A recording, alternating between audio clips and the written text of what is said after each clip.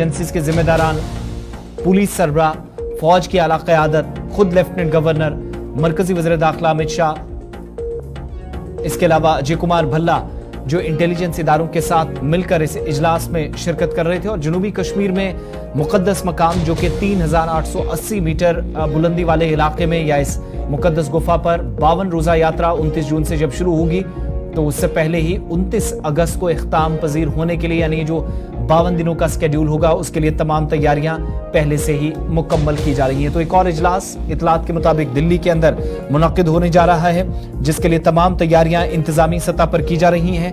वज़ीर दाखिला तैयारियों का जायजा एक बार फिर से ले सकते हैं। यूनियन टेरिटरी के मुतल्लिक तमाम मुतलकीन से या जो एजेंसियां हैं, इंटेलिजेंस इदारे हैं, उनके साथ भी गुफ्तगू शनीद का सिलसिला आगे बढ़ेगा और बातचीत के जरिए मामला तय पाएंगे कि कैसे यात्रा के हमवार और पुरअमन इनेकाद को यकीनी बनाया जाए।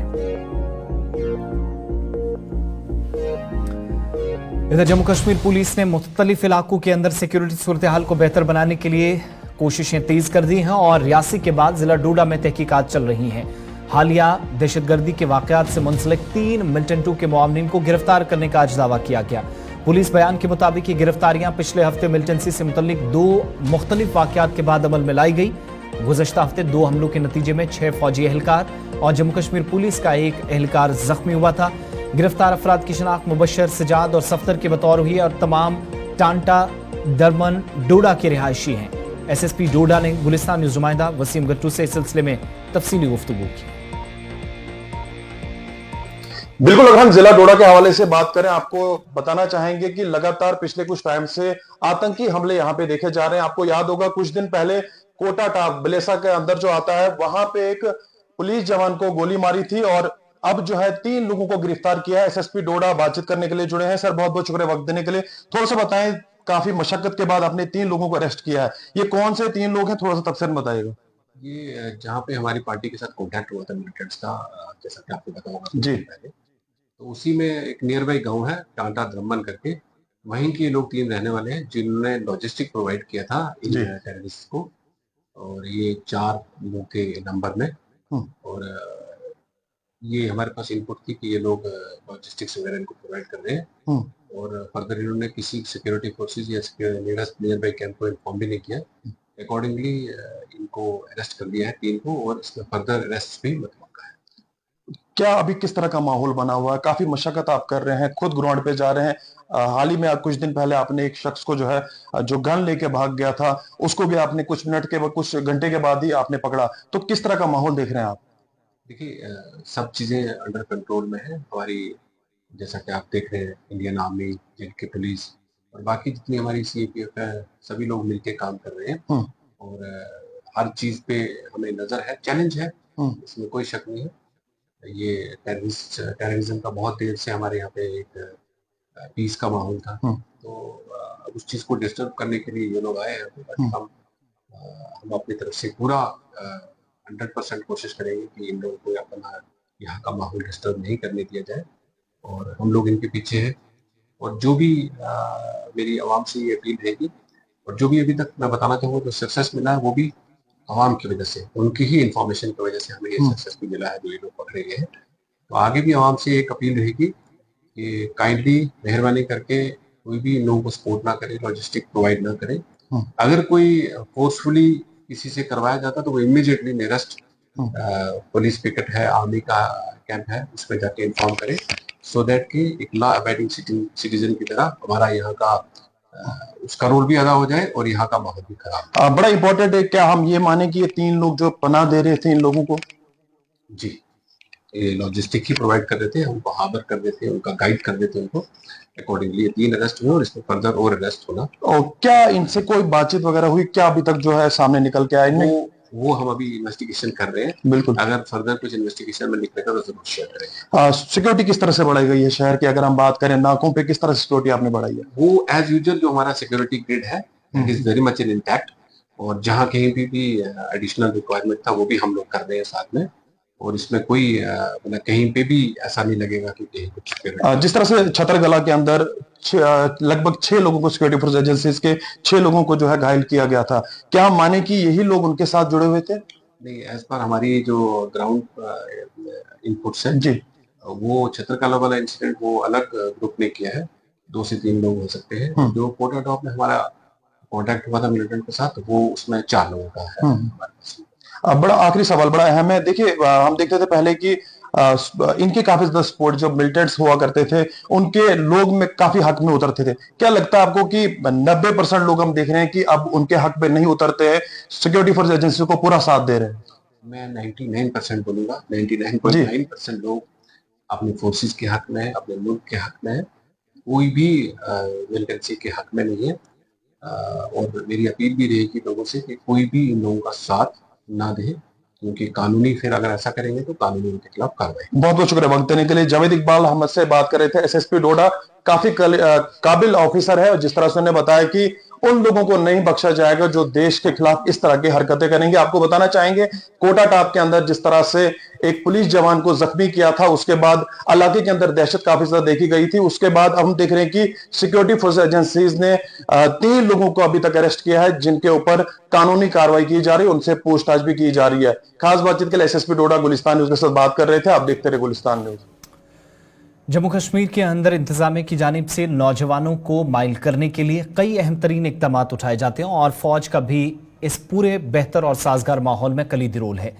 इसी तरह का एक कदम शुमाली कश्मीर के अंदर उठाया गया, जहां पर अपनी नौयत का पहला लेजर और साउंड शो आज शुरू किया गया। इस शो का इफ्तिताह जम्मू कश्मीर यूनियन टेरिटरी के लेफ्टिनेंट गवर्नर मनोज सिन्हा ने किया।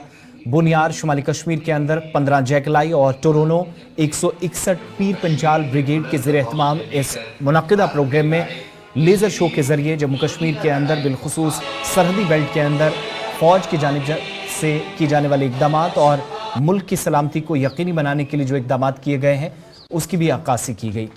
इस प्रोग्राम में जहाँ पर रंगारंग सकाफती प्रोग्राम पेश किए गए, जम्मू कश्मीर की रिवायात और सकाफत की खुसूसी झलकियाँ नजर आईं।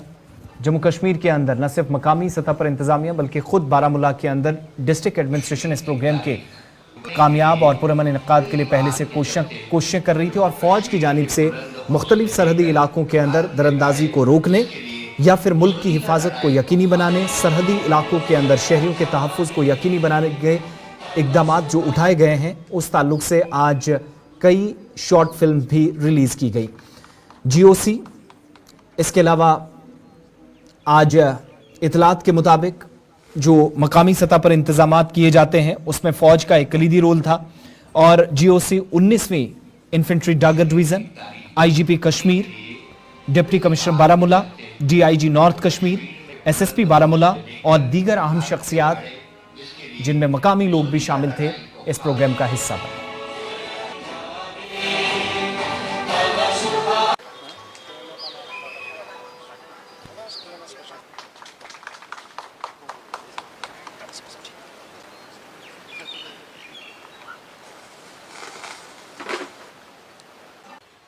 नई पीढ़ी को ये मालूम होना चाहिए कि हमारा हेरिटेज सिर्फ पत्थर या ग्रेनाइट नहीं है, बल्कि यह अंतरतम से उठी हुई प्रेरणा का एक साकार स्वरूप है। एक पुरानी कहावत है, किसी पेड़ की जड़ें जितनी गहरी होती हैं वह पेड़ उतना ही ऊपर उठता है। अगर हमारी नई पीढ़ी अपनी जड़ों से वही ऊर्जा लेकर आगे बढ़ती है तो मुझे विश्वास है कि भारतवर्ष को सफलता के नए आयाम छूने से कोई ताकत नहीं रोक सकती। अगर युवा पीढ़ी की जड़ें सांस्कृतिक परंपरा में गहरी जमी हुई हैं तब वह इस राष्ट्र को और अधिक सशक्त, प्रगतिशील और उन्नत बना सकेंगे। मुझे यकीन है डैगर हेरिटेज कॉम्प्लेक्स हमारी संस्कृति को आवाम तक पहुंचाने और देश के अन्य हिस्सों से आने वाले पर्यटकों को उससे जोड़ने में अवश्य कामयाब होगा। इसमें कोई संदेह नहीं है कि संस्कृति की मूल विशेषता आवाम के चरित्र निर्माण में महत्वपूर्ण भूमिका निभाती है। चाहे ऐतिहासिक विरासत हो या म्यूजियम, हमारे सूरवीरों की जीवन दास्तां हो, सभी का एक ही लक्ष्य है कि चरित्र निर्माण के द्वारा आवाम को और उसमें भी विशेष रूप से युवाओं को राष्ट्र निर्माण से कैसे जोड़ा जाए। डैगर डिवीजन म्यूजियम ऐसे बलिदानियों के जीवन, कर्म, आदर्श और त्याग का एक प्रतिबिंब है जिनके पराक्रम से आवाम अपने वैभव को प्राप्त कर सका है। यह म्यूजियम उनके त्याग का सम्मान करने के लिए बनाया गया है ताकि हमारी युवा पीढ़ी उनके आदर्शों और मार्गों पर चले तथा उनके जीवन मूल्यों में अपनी आस्था को प्रकट करे। मैं मानता हूं इंडियन आर्मी अमन और विकास के हमारे संकल्प का एक प्रतीक चिन्ह है और आजादी के पश्चात से ही राष्ट्र की एकता और अखंडता की रक्षा करने के साथ साथ आर्मी ने राष्ट्र निर्माण के मार्ग में भी बड़ा भारी योगदान दिया है। कई बार लोग सुरक्षा और विकास को अलग अलग तरीके से देखते हैं, जबकि सच ये है कि दोनों एक ही सिक्के के दो पहलू।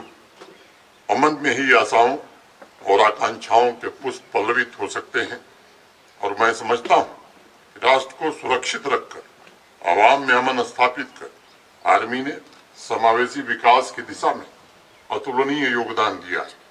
जम्मू कश्मीर में चिनार कोर और उसके अंतर्गत विभिन्न डिविजन्स का साहस और सेवा का गौरवशाली इतिहास रहा है। चाहे फायर हो, फ्लड हो, मेडिकल इमरजेंसी हो, स्वयंसेवी संस्थाओं की मदद हो, नौजवानों तथा महिलाओं का एम्पावरमेंट हो, सांस्कृतिक और सामाजिक क्रांति की अलख जगानी हो, ऐसे अनेक सेवा के क्षेत्र हैं जिनमें इंडियन आर्मी ने। इधर जम्मू कश्मीर के लेफ्टिनेंट गवर्नर मनोज सिन्हा ने आज दोपहर जम्मू कश्मीर ट्रेड शो 2024 का भी इफ्तिताह किया। इस अहम तरीन ट्रेड शो में मकामी फनकारों या दस्तकारों को स्टॉल कायम करने का मौका मुख्तलिफ सरकारी महकमों ने फराहम किया, जिनका मुआयना खुद लेफ्टिनेंट गवर्नर मनोज सिन्हा और उनके हमरा चीफ सेक्रेटरी अतुल कुमार डुल्लू ने किया। प्रोग्राम में रंगारंग सकाफती प्रोग्राम भी आज पेश हुए, जहां जम्मू कश्मीर की रिवायात और सकाफत की झलकियां नजर आईं। तकरीब से खिताब करते हुए लेफ्टिनेंट गवर्नर मनोज सिन्हा ने कहा कि ये इवेंट या प्रोग्राम इस बात की अक्कासी करता है कि जम्मू कश्मीर में मौक़े के एक नए दौर का आगाज हुआ है और माहौल साजगार है। उनके मुताबिक दस्तकारी, हैंडलूम, ज़राअत और बागबानी के मतनू शोबों को फरोग देने के लिए कारीगरों, बुनने वालों, काश्तकारों और कारोबारियों ने शिरकत करके एक बार फिर से सरकार की जानिब से चलाई जाने वाली स्कीमों में दिलचस्पी जाहिर की है, जिससे वो मुस्तफीद हों। मनोज सिन्हा ने मजीद कहा कि वो पायदार तरक्की और रोजगार की फराहमी को यकीनी बनाने के लिए खित्ते की भरपूर सकाफत, विरसे, ज़रिए आमदनी को मद्देनजर रखते हुए इस वक्त पॉलिसियां बना रहे हैं और इन पर अमल दरामद किया जा रहा है। इनके मुताबिक एक प्रोडक्ट इक्तिसादी मौक़े की हौसला अफजाई करने पर सबसे बड़ा काम या खुशी का मौका जम्मू कश्मीर के नौजवानों के लिए है।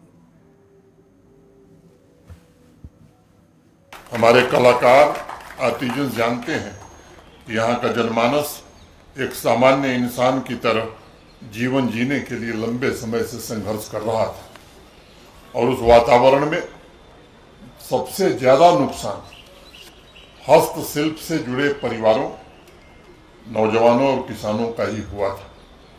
ये दोनों सेक्टर जम्मू कश्मीर की ड्राइविंग फोर्स के रूप में गिने जाते हैं, लेकिन इन दोनों सेक्टर्स में मौजूद क्षमता, उसकी ऊर्जा को सामाजिक और आर्थिक परिदृश्य कैसे बदले, इन्हें अवसर कैसे मिले, इनको इंतजार था।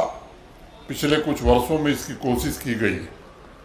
आज मुझे अत्यंत प्रसन्नता इस बात की है कि अल्प समय में रिफॉर्म, परफॉर्म और ट्रांसफॉर्म के मूल मंत्र के द्वारा handicraft, handloom, agriculture, allied sector, processed food, ऐसे सेक्टर्स में व्यापक बदलाव लाने में बड़ी कामयाबी मिली है। हताशा का माहौल समाप्त हो रहा है और उम्मीद की नई किरण लोगों को दिखाई पड़ने लगी है। जम्मू कश्मीर में एक वाइब्रेंट बिजनेस एनवायरनमेंट तैयार हुआ है और मुझे ऐसा लगता है कि हर क्षेत्र में मौजूद सामर्थ्य का अवसरों से एक अच्छा मिलन इन दिनों हुआ है।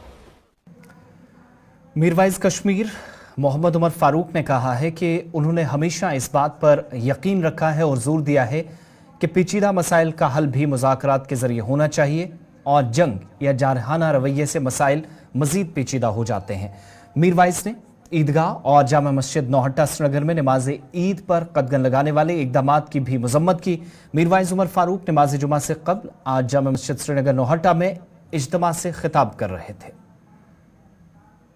जामा मस्जिद बंद कर बिला कुनी वजह ये बाकी जायन शिवान नमाज अदा करने की इजाजत दिन क्या शिवान ये मिंबर टारगेट बनाव क्या शिवान ये इज्तिमान पे पाबंदी लागन बार बार नमाज ईद आखिर जुमा शब कदर या बड़ी बड़ी इज्तिमा यम बंद कर अम सम पाने दुनिया ब्रोट कन एक्सपोज गसा कि असल हालात क्या हंद वो हमेशा यह कि मसैलन हल गुफ्त शनीद सत्यान डायलॉग सत्यान अमन पैगाम दोस्ती हुंद पैगाम सलामती हुंद पैगाम को एग्जिस्टेंस पैगाम उस हमेशा यह तंजीम दिवान तो यह मिंबर मेहराब के रूद हमेशा। चलिए प्रोग्राम अब तक जारी रहेगा। वक्त छोटे से ब्रेक का है। ब्रेक के उस पार कुछ और खबरें। अकमाल, जम्मू कश्मीर के अंदर मौसम ने एक बार फिर से करवट ली है और कुछ इलाकों में राहत तो कुछ एक इलाकों में आफत बरकरार रहने वाली है। इस तरह की इतलात मौसूल हो रही हैं और बालाई इलाकों में ताज़ा बर्फबारी भी हुई है। पीर की गली, राजदान टॉप, जोजिला पर ताज़ा बर्फबारी के नतीजे में दर्जा हरारत में नुमाया कमी वाक़ हुई है, वो भी मैदानी इलाकों के अंदर, जहां पर मुख्तलिफ इलाकों में गुज़श्ता दिनों के दौरान पुराने रिकॉर्ड्स दर्जा हरारत में तोड़े हैं। अगले 24 घंटों के दौरान कहीं कहीं मकामात पर गरज चमक के साथ बारिशें मुतवक्के हैं और महकमा मौसमियात की पेशनगोई के ऐन मुताबिक आज दिन की सुबह का आगाज वादी कश्मीर और पीर पंजाल में बारिशों के सिलसिले के साथ शुरू हुआ, जिस वजह से मौसम कुछ एक निचले इलाकों में खुशगवार हुआ।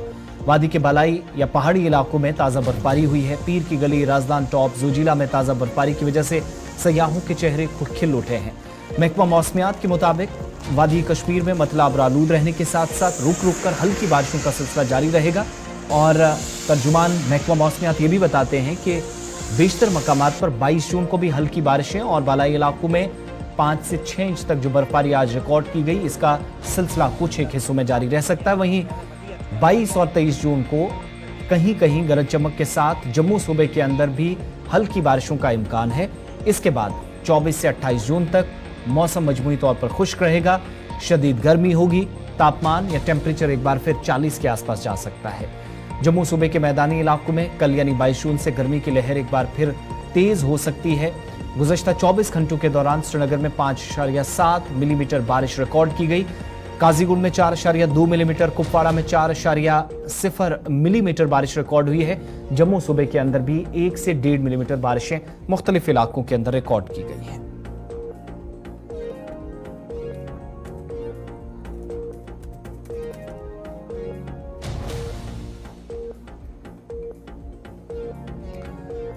सरहद जिला पुंछ में सुरनकोट के अंदर मकामी लोगों ने आज एहतजाज किया, जो जिला अस्पताल में हमेशा बुनियादी सहूलियात की कमी की वजह से लोगों को काफी मुश्किलात का सामना रहा है।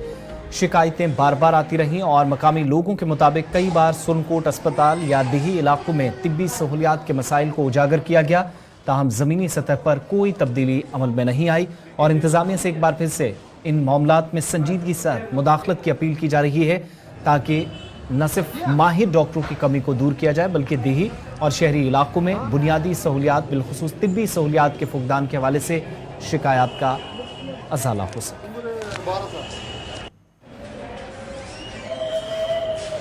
देखिए, सब डिस्ट्रिक्ट हॉस्पिटल सुरनकोट की आप बात कर रहे हैं। सबसे पहले मैं ये बताना चाहूंगा कि सुरनकोट कॉन्स्टिट्यूएंसी के अंदर ये बड़ा हॉस्पिटल है। मैं डिस्ट्रिक्ट की बात नहीं करता, सुरनकोट कॉन्स्टिट्यूएंसी के अंदर ये बड़ा हॉस्पिटल है और इस पे कमोबेश 2.5 से 3 लाख आबादी मुश्तमिल है, जिसमें 1,12,000 से जायद वोटर है, रजिस्टर्ड वोटर। हैरत की बात यह है, आपके सब डिस्ट्रिक्ट हॉस्पिटल सुरनकोट में 3 सर्जन हैं, गायनिकोलॉजिस्ट भी हैं, ऑर्थोपेडिशियन भी हैं आई थिंक।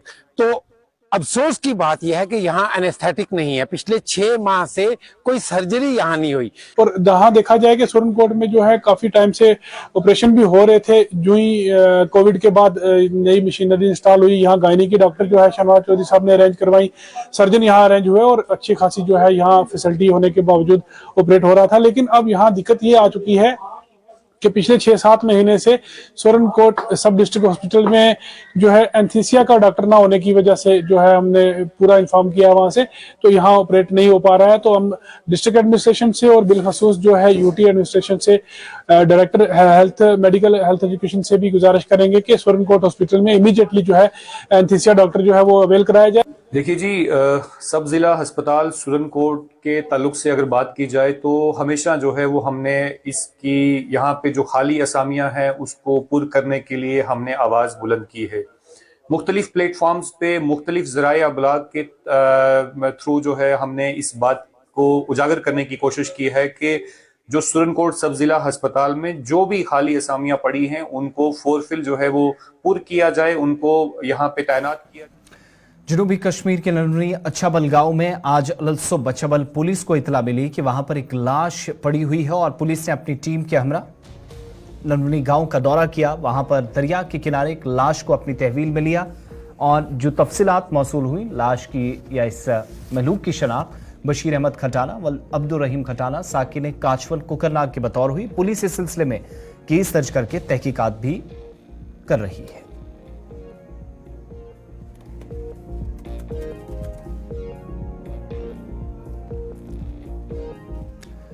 सुरनकोट कस्बे के मुख्तलिफ इलाकों के अंदर जहां पर अवामी मसाइल को तरजीहात में शामिल न करना और गैर संजीदगी के मुजाहरे का मुसलसल इंतजामिया पर इल्ज़ाम लगा है, वहीं पर आज हाड़ी मरहूट के मुख्तलिफ इलाकों के लोगों ने सुरनकोट से हाड़ी मरहूट के इलाके तक ट्रांसपोर्ट के अदम दस्तियाबी को लेकर भी इंतजामिया के खिलाफ एहतजाज किया।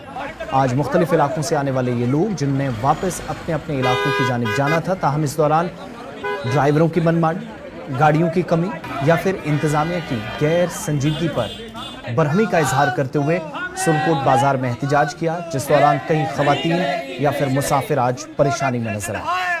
इन लोगों के मुताबिक हाड़ी मरहूट की तरफ सुरनकोट या निचले इलाकों से बालाई इलाकों में गाड़ियां न जाना एक पेचीदा मसला बन गया है और मुख्तलिफ इलाकों की आवाम इस वक्त ड्राइवरों की मनमानी का भी शिकार हो रही है, जहां पर ड्राइवर अपनी मर्जी से किराया वसूल कर रहे हैं और इसमें इल्ज़ाम ये भी लगाया जा रहा है कि मकामी सतह पर इंतजामिया मामलात को हल करने के बजाय और पेचीदा करती चली जा रही है।